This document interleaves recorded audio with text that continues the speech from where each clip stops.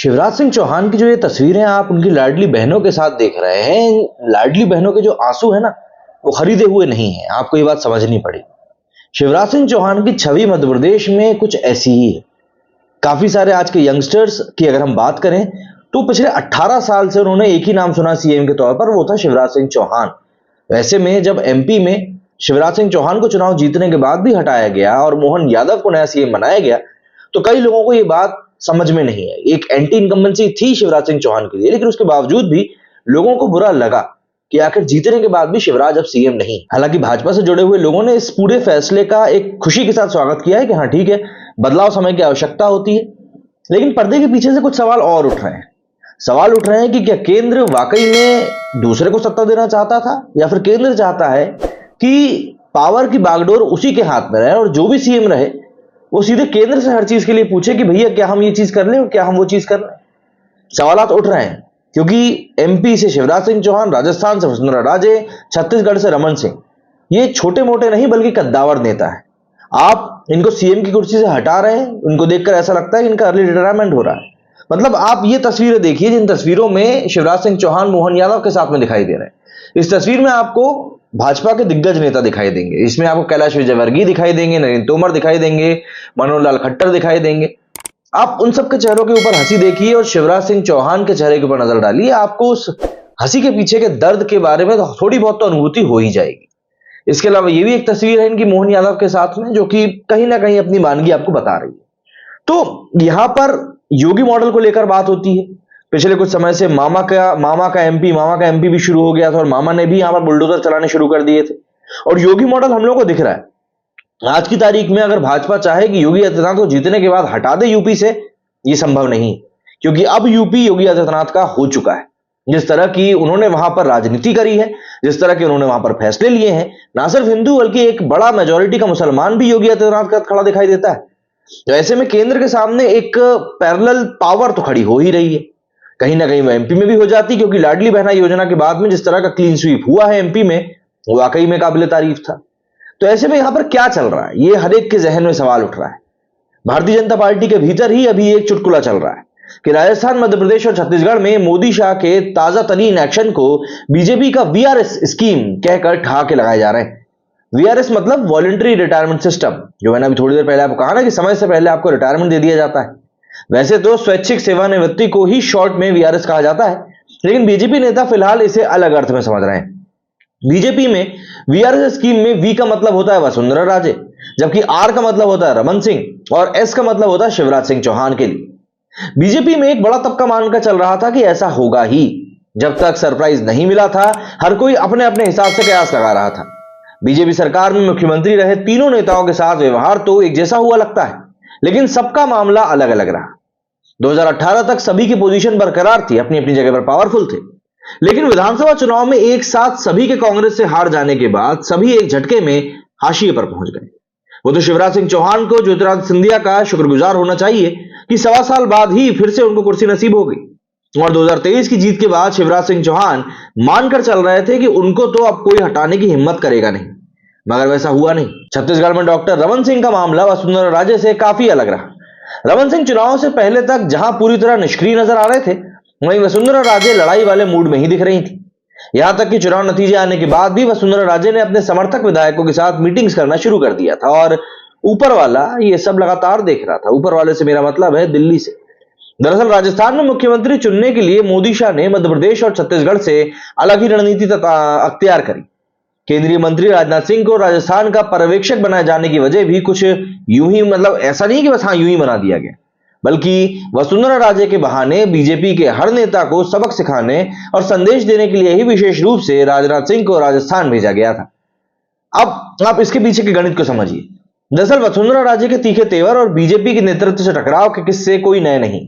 2014 में प्रधानमंत्री नरेंद्र मोदी और अमित शाह के बीजेपी की कमान संभालने से पहले ही अक्सर बीजेपी आलाकमान की परवाह नहीं करती दिखती थी। जब राजनाथ सिंह बीजेपी के अध्यक्ष हुआ करते थे, तब भी कई ऐसे मौके आए जब वसुंधरा राजे ने नेतृत्व की हिदायतें मानने से साफ इनकार कर दिया था। एक बार तो राजनाथ सिंह खुद फोन पर बात करने की कोशिश कर रहे थे, लेकिन वसुंधरा राजे ने बात नहीं करी थी। लेकिन देखिए, इसी को तो कहा जाता है ना समय का चक्र। और समय का चक्र जब घूमता है तब अच्छों की बोलती बंद हो जाती है। समय का चक्र घूमा तब भी राजनाथ सिंह बतौर बीजेपी अध्यक्ष संदेश ही देना चाहते थे और अब भी वो मौजूदा नेतृत्व का संदेश लेकर ही पहुंचे थे। नया संदेश ऐसा था कि वसुंधरा राजे उसे नजरअंदाज करने की कंडीशन में बिल्कुल भी नहीं थी। दिल्ली से जब राजनाथ सिंह जयपुर पहुंचे तो एयरपोर्ट पर राजनाथ बीजेपी अध्यक्ष सीपी जोशी के साथ साथ पूर्व मुख्यमंत्री वसुंधरा राजे की भी अगवानी के लिए पहुंची हुई थी, लेकिन तब तक बहुत देर हो चुकी थी। एयरपोर्ट से दोनों नेता राजनाथ सिंह के साथ ही गाड़ी में बैठकर होटल पहुंचे। बताते हैं कि होटल में राजनाथ सिंह ने वसुंधरा राजे के साथ करीब घंटे भर बंद कमरे में बातचीत करी और अपने तरीके से हर बात समझाई।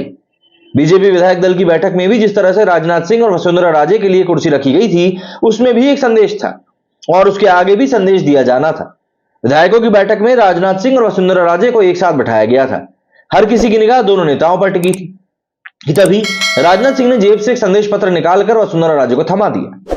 कहते हैं कि संदेश पढ़ते वक्त वसुंधरा राजे के मन की पूरी बात चेहरे पर पढ़ी जा सकती थी।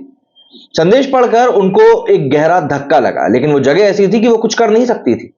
सुनने में आया कि विधायकों की बैठक से पहले राजनाथ सिंह ने वसुंधरा राजे को सिर्फ इतना ही बताया था कि नेतृत्व मुख्यमंत्री पद के लिए कोई नया चेहरा चाहता है, लेकिन नया चेहरा कौन होगा ये नहीं बताया था। संदेश पत्र में मुख्यमंत्री के साथ साथ 2 डिप्टी सीएम के नाम भी लिखे हुए थे। वसुंधरा राजे को भले ही पत्र की इबारत एक पल के लिए धुंधली नजर आई हो, लेकिन संदेश पूरी तरह साफ था। भजन लाल शर्मा का नाम मुख्यमंत्री पद के लिए फाइनल हो चुका था। साथ में दिया कुमारी और प्रेमचंद बैरवा के रूप में 2 उप मुख्यमंत्रियों के भी नाम पर मुहर लगा दी गई थी। अब यह भी समझना महत्वपूर्ण है कि मोदी शाह के संदेश में और क्या है और संदेश का संगठन में और नेताओं पर आखिर कितना असर है। इसको समझने के लिए हम लोगों को योगी मॉडल की बात करनी पड़ेगी। दरअसल वसुंधरा राजे का मामला योगी मॉडल जैसा ही है, लेकिन पूरी तरह नहीं। दरअसल योगी आदित्यनाथ के मामले में 1-2 मौकों को छोड़ दें तो बीजेपी और संघ के नेताओं के लिए उनसे मिलना इतना भी मुश्किल नहीं होता है। ऐसे भी मौके जरूर देखे गए हैं जब संघ का कोई सीनियर पदाधिकारी उनसे मिलने लखनऊ पहुंचा हो और योगी आदित्यनाथ शहर से बाहर का कार्यक्रम बनाकर निकले हो और फिर बाद में बता दिया गया कि वो तो गोरखपुर पहुंच गए। सुना तो यह भी जाता है कि बीजेपी अध्यक्ष रहते नितिन गडकरी भी अमित शाह को खूब इंतजार करवाते थे और ऐसी ही धारणा वसुंधरा राजे के मन में भी बन गई थी, करीब करीब वैसी ही जैसी 2017 के पंजाब विधानसभा चुनाव से पहले पूर्व मुख्यमंत्री कैप्टन अमरिंदर सिंह के बारे में थी, जिसे बदलने के लिए उनके चुनावी रणनीतिकार प्रशांत किशोर ने कॉफी विद कैप्टन कैंपेन चलाया था। वसुंधरा राजे के मुख्यमंत्री रहते ऐसा तामझाम बना दिया गया था कि बड़े बड़े बीजेपी नेताओं के लिए उनसे अपनी बात कहने के लिए मौका पाना या मिल पाना बहुत मुश्किल हो गया था। बीजेपी लीडरशिप अपने लेवल पर तो ये सब कुछ महसूस कर ही रही थी। पुरानी शिकायतें भी पूरी तरह से ध्यान में रखी गई थी। संघ से जुड़े कई नेताओं के साथ ऐसा ही व्यवहार हुआ था। वसुंधरा राजे को हटाकर बीजेपी नेतृत्व ने एक संदेश यह भी देने की कोशिश करी है कि यह सब अब नहीं चलने वाला। 2022 के विधानसभा चुनाव से पहले यूपी के मुख्यमंत्री योगी आदित्यनाथ ने भी ऐसे ही तेवर दिखाए थे। प्रधानमंत्री नरेंद्र मोदी के भरोसेमंद नौकरशाह रहे अरविंद शर्मा से जिस तरह वे पेश आए, किसी ने कल्पना तक नहीं करी थी। वसुंधरा राजे और शिवराज सिंह चौहान को फिर से मुख्यमंत्री बनाकर बीजेपी नेतृत्व नए सिरे से मुसीबत मोल लेने के मूड में बिल्कुल भी नहीं था। राजस्थान और मध्य प्रदेश में गुमनाम चेहरों को सत्ता सौंपकर पार्टी आलाकमान ने जो संदेश देने की कोशिश करी है वो नेताओं को मिल चुका है, लेकिन उसका असर भी होने वाला है। जरूरी नहीं कि असर अच्छा ही हो। योगी आदित्यनाथ की तरह असम में मुख्यमंत्री हेमंत बिस्वा शर्मा के मन में भी गुरूर भरने ही लगा होगा, करीब करीब वैसा ही जैसे चुनाव जीतने के बाद शिवराज सिंह चौहान भी चुनौती देने वालों के मूड में आ चुके थे। 2018 के कर्नाटक चुनाव के बाद ऐसे ही तेवर बीएस येदियुरप्पा ने भी दिखा दिए थे। 2024 के लोकसभा चुनाव से पहले बीजेपी नेतृत्व वसुंधरा और शिवराज के बहाने पूरे संगठन में नेताओं को अपना संदेश भेज चुकी है कि कोई किसी भी मुगालते में ना रहे। लेकिन आखिर ऐसा नया नेतृत्व तैयार करके बीजेपी को मिलेगा क्या, जिसमें कि आप बड़े नेताओं को साइड में हटा रहे हैं? देखिए, 2020 के दिल्ली विधानसभा चुनाव में बीजेपी की हार के बाद संघ के मुखपत्र ऑर्गेनाइजर में बीजेपी को एक सलाह दी गई थी। कहा गया था कि बीजेपी को स्थानीय स्तर पर नेतृत्व खड़ा करना होगा। आखिर मोदी शाह के भरोसे कब तक बैठे रहेंगे?